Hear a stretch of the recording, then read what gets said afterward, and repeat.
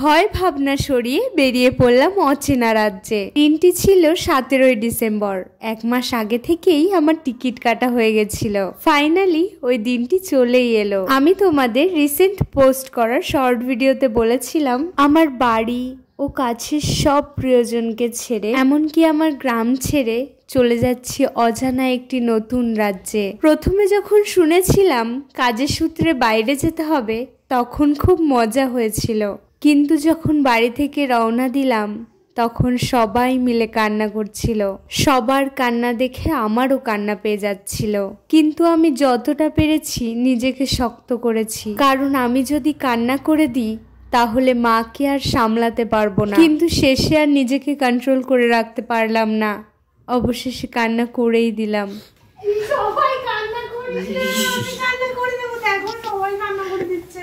এই দেখ,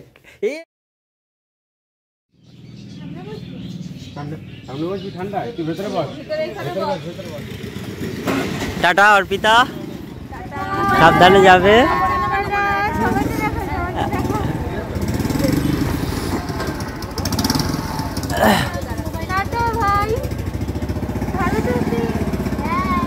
আমরা স্টেশনে পৌঁছে গেছি। মা ও বাবা আমাকে সাঁতরাগাছি পর্যন্ত ছেড়ে আসবে। আমরা যখন ট্রেনে চাপলাম তখন দেখলাম একটা দাদা ভাই তার কাছের মানুষ নিয়ে এসেছে। তোমরা ভাবছো কাছের মানুষ কেন বলছি, এটা সব সময় দাদা ভাইটার সাথেই থাকে।